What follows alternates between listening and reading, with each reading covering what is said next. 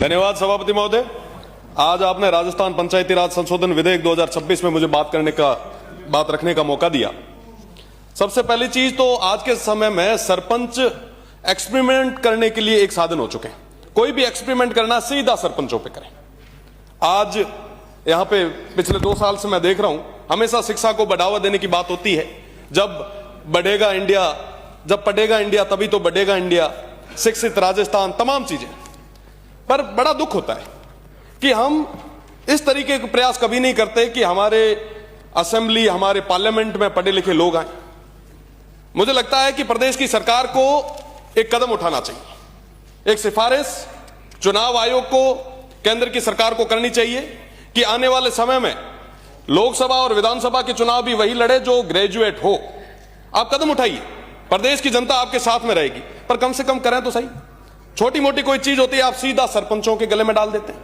आज एआई की बात हम करते हैं, रोबोटिक की बात हम करते हैं, पढ़ाई की बात हम करते हैं, पर पढ़ाई को लेके हम डिसीजन लेने की बात मुझे लगता है कि बहुत कम कर रहे हैं। तो मेरा निवेदन है सत्ता पक्ष से कि आप कम से कम ऐसा जो एक प्रयास है वो जरूर करें। साथ ही साथ एक चीज, आप बिल ले आए, बढ़िया किया, अच्छा काम किया, पर एक महत्वपूर्ण चीज जो आपने छोड़ी है, लंबे समय से जिसकी मांग चल रही है, ईडब्ल्यूएस को इसमें जगह देने की, उसको लेके कभी कोई चर्चा नहीं हुई। इस बार 2023 के चुनाव में सत्ता पक्ष को 41% वोट मिले और विपक्ष को 39%। 2% वोट, ये जो मार्जिनल वोट है जिन्होंने इस तरफ बिठाया है, ये कौन लोग हैं? ये वो आर्थिक रूप से कमजोर, चाहे राजपुरोहित समाज हो, चाहे आर्थिक रूप से कमजोर ब्राह्मण समाज हो, चाहे जैन समाज हो, चाहे राजपूत समाज हो, चाहे कायस्थ समाज हो, ये तमाम लोग लगातार प्रयास कर रहे हैं कि साहब ईडब्ल्यूएस को पंचायती राज में व्यवस्था दी जाए ताकि पंक्ति में जो अंतिम व्यक्ति है उसको भी जगह मिले। आज सब पैसे वाला आदमी तो बड़े धड़ल्ले से चुनाव लड़ता है, क्या आपको नहीं लगता कि उनको हमें जगह देनी चाहिए? तो मुझे लगता है कि आप अगर केंद्र को लंबे समय से मांग चल रही है, संसदीय कार्य मंत्री जी पता नहीं क्यों इस मामले में ज्यादा इंटरेस्ट, रुचि नहीं दिखा रहे हैं। मुझे लगता है कि अगर देंगे, 100 से ज्यादा विधायकों ने लिख के दिया है, तो एक बड़ा मैसेज जो है वो जाएगा। साथ ही साथ सरपंच लंबे समय से परेशान हो ही रहे हैं। आप एसएफसी एफएफसी के पैसे जो हैं वो अभी तक नहीं दे पाए हैं। मेरा निवेदन है कि उनको आप समयबद्ध तरीके से दें। महानरेगा सामग्री का भुगतान 31 मार्च से पहले अगर बकाया राशि देंगे तो निश्चित रूप से काफी फायदा जो है उनको मिलेगा। साथ ही साथ एक बड़ी समस्या, प्रधानमंत्री आवास ग्रामीण और शहरी की जो बकाया किस्तें हैं उनको लेके भी लंबे समय से तमाम जो हमारे सरपंच वगैरह है वो परेशान हो रहे हैं। इस बारे में भी आपको सोचना चाहिए। ग्राम सभाओं को आप लोगों ने कमजोर कर दिया। आज के समय में तमाम जो लोग हैं, जो मल्टीनेशनल कंपनीज है या कोई भी छोटा मोटा कोई होता है, तो एनओसी तक ग्राम सभा से नहीं ली जाती है, ग्राम पंचायतों से नहीं ली जाती, तो उसके बारे में सोचने की जरूरत है। साथ ही साथ विगत 17 सालों में अल्प मानदेय पर कार्यरत पीड़ित और शोषित नरेगा संविदा कर्मचारियों, विद्यालय सहायक, पंचायत शिक्षकों को स्थायीकरण पर कर चुनावी संकल्प में जो आपने एक जो वादा किया था, मुझे लगता है कि उनको अगर आप नियमित करेंगे तो उसका बड़ा फायदा होगा। ग्राम रोजगार सहायक, डाटा एंट्री सहायक, लेखा सहायक, कनिष्ठ तकनीकी सहायक, एमआईएस मैनेजर, विद्यालय सहायक और पंचायत शिक्षक, ये सारे लोग लंबे समय से प्रयास कर रहे हैं कि साहब कैसे भी करके नियमित करें, पर उनको लेके भी हमने कोई अभी तक नहीं की। आप ये डिसीजन, आप जो नियम लाए हैं, आप जो विधेयक लाए हैं, हम स्वागत करते हैं, पर साहब इनके बारे में भी तो बात करनी होगी। आज के समय में मैं माननीय मंत्री जी को बताना चाहूंगा कि मैं इंटरनेशनल बॉर्डर से आता हूं।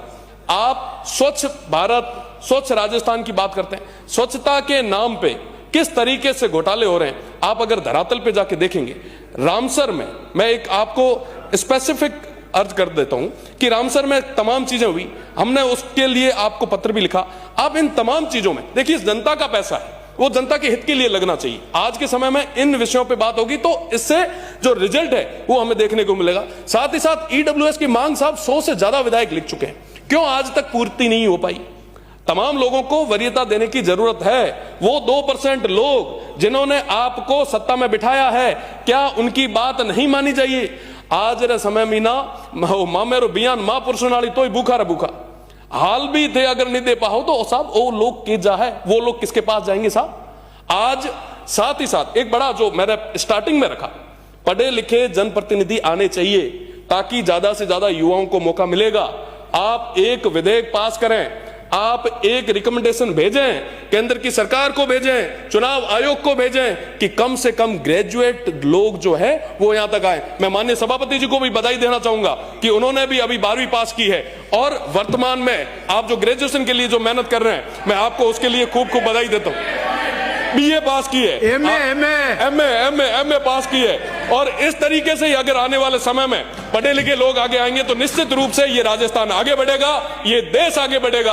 और इन तमाम विषयों पे बात करने की जरूरत है। साथ ही साथ हीट वेव और पानी की कमी पश्चिमी राजस्थान में बहुत ज्यादा हो रही है। आज के समय में माननीय मंत्री जी यहां विराजे हैं, 50 डिग्री से ज्यादा टेम्परेचर होने वाला। आज की अगर कंडीशन में बात करूं, हाँ मैं एक ही मिनट में, माननीय 40 डिग्री से ज्यादा टेम्परेचर कल का था और दिन ब दिन ये बढ़ेगा। पानी की बहुत बड़ी कमी होने वाली है। वेस्टर्न राजस्थान को लेके आप विशेषकर एक बार मीटिंग करवाएं, और जो पानी वाले मंत्री जी अभी तो विराज रहे थे, शायद इधर उधर चले गए, वो इंद्र भगवान से एक बार निवेदन भी करें और आप भी थोड़ी मेहरबानी पश्चिमी राजस्थान पे करें ताकि पानी की कमी नहीं रहे। बहुत बहुत धन्यवाद।